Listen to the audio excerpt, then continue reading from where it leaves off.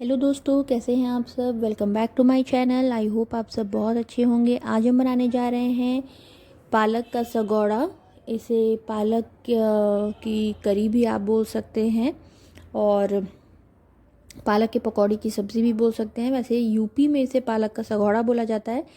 तो चलिए चेक करते हैं। इसके लिए यहाँ पे मैंने लिया है 250 ग्राम पालक और इसको मैंने अच्छे से छांट लिया है। अगर आप पालक ले रहे हैं तो उसके पतले डंठल आप यूज़ कर सकते हैं, बट इस तरीके के अगर आप मोटे ले रहे हो तो आप डंठल हटा लीजिएगा। सिर्फ हमें पत्ते ही चाहिए और उसे बारीक काटना है और उसकी पकौड़ियाँ तलनी है। और चलिए इसे धो लेते हैं 4 से 5 बार और फिर इसे छोटे छोटे पीसेस में इस तरीके से हमें चॉप कर लेना है। तो हाँ, यहाँ पे मैंने पालक को धुलकर चॉप कर लिया है। यहाँ पे मैंने एक मीडियम साइज़ का अनियन लिया है, उसको फाइनली चॉप कर लिया है, वो यहाँ पे डाला है। और 1/4 के अराउंड कप के अराउंड मैं यहाँ पे बेसन ऐड कर रही हूँ। क्योंकि पालक में पानी बहुत ज़्यादा रहता है तो हम थोड़ा थोड़ा करके ही बेसन ऐड करेंगे, बहुत ज़्यादा एकदम से बेसन नहीं ऐड करेंगे, अदरवाइज़ पकौड़ियाँ जो है वो अच्छी नहीं बनेंगी। उसके बाद हम यहाँ पर ऐड करेंगे स्वाद अनुसार नमक और आधा चम्मच जीरा। उससे स्वाद जो है वो बहुत अच्छा आता है। तो यहाँ पर हमें सारे इंग्रेडिएंट्स ऐड करने के बाद इसे अच्छे से मिक्स कर लेना है। पानी हम यहाँ पर बिल्कुल भी ऐड नहीं करेंगे क्योंकि पालक के पत्तों में खुद ही वाटर होता है। तो आप बेसन डालें, उसके बाद इस तरीके से हाथों से इसे मिक्स करें और ये खुद ब खुद बहुत अच्छे से मिक्स हो जाएगा। और अगर आपको बीच में लगता है कि बेसन की रिक्वायरमेंट है तो आप ऊपर से 2 से 3 चम्मच ऐड कर सकते हैं। तो यहाँ पे मुझे बेसन और लग रहा था कि यूज़ होगा तो 2 से 3 चम्मच मैंने यहाँ पे लिया है और फिर इसको मैं अच्छे से मलूँगी।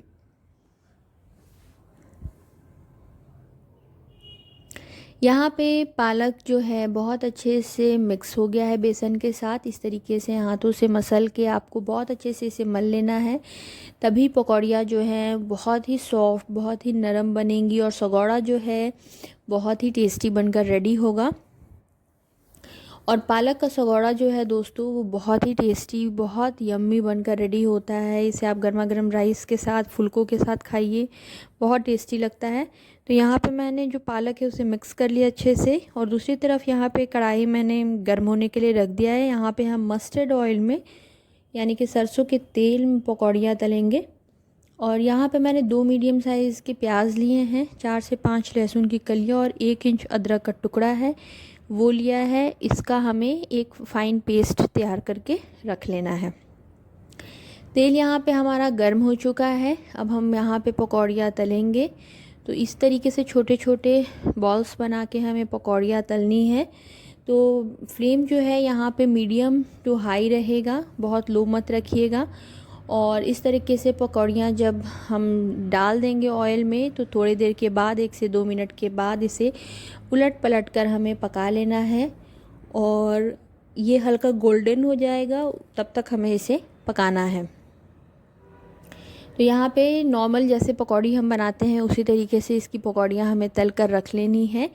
अगर आप यहाँ पे चाहते हैं तो थोड़ा सा काले मिर्च पाउडर जो है वो ऐड कर सकते हैं और तीखा अगर आपको ज़्यादा खाना पसंद है तो एक फ़ाइन चॉप किया हुआ हरी मिर्च आप ऐड कर सकते हैं, उससे भी स्वाद बढ़ जाता है। बट यहाँ पे मैंने हरी मिर्च ऐड नहीं किया है क्योंकि मुझे इसे बहुत ज़्यादा तीखा नहीं बनाना था, तो मैं ग्रेवी ही थोड़ी सी चटपटी रखूँगी।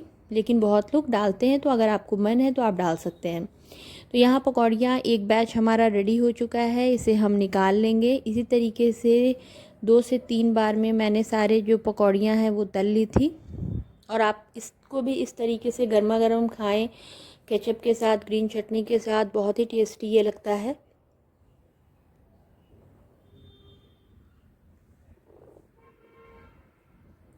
तो यहाँ पे आप देख सकते हैं कि पकौड़ियाँ जो है वो एकदम गोल्डन अच्छे से हो गई हैं। अब हम इसे निकाल लेंगे।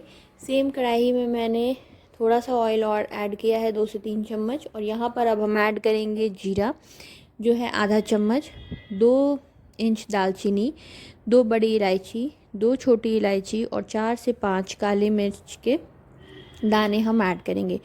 क्योंकि हमने शुरू में जो प्याज लहसुन और अदरक का पेस्ट बनाया उसमें हमने कोई भी गरम मसाला ऐड नहीं किया है, तो यहाँ पे हम तड़के में ही सारे गरम मसाले ऐड करेंगे, इससे स्वाद बहुत अच्छा आता है। और यहाँ पे मैंने आधा प्याज रखा था, उसको मैंने स्लाइस कर लिया है और वो हम ऐड करेंगे। तो प्याज हमें बहुत ज़्यादा यहाँ पे ऐड नहीं करना है, क्योंकि इसकी ग्रेवी जो है वो पतली ही बनेगी। और नॉर्मली सगोड़े की जो ग्रेवी है वो पतली रहती है, चटपटी तीखी सी बनती है। तो यहाँ पे प्याज हम ऐड करेंगे और उसके बाद हम इसे भूनेंगे 1 से 2 मिनट तक के लिए। और उसके बाद हम वहाँ पे ऐड करेंगे पेस्ट।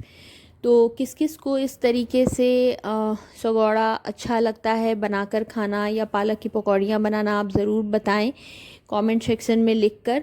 और इस रेसिपी को ज़रूर ट्राई करें। रेसिपी अच्छी लगे तो चैनल को सब्सक्राइब करना बिल्कुल भी ना भूलें और बेल आइकन को ज़रूर प्रेस करें, ताकि मेरे लेटेस्ट वीडियो जो है वो आप तक सबसे पहले पहुँचे। तो प्याज यहाँ पे 1 से 2 मिनट भून लिया था मैंने। उसके बाद हम यहाँ पर जो पेस्ट मैंने रेडी करके रखा था वो मैं ऐड करूँगी। शुरुआत में हमें 4 से 5 मिनट तक इसे भूनना है, ताकि इसका रॉ स्मेल निकल जाए। एंड यहाँ पे साथ ही हम ऐड करेंगे नमक, ताकि इसकी भुनाई जो है वो अच्छे से हो जाए।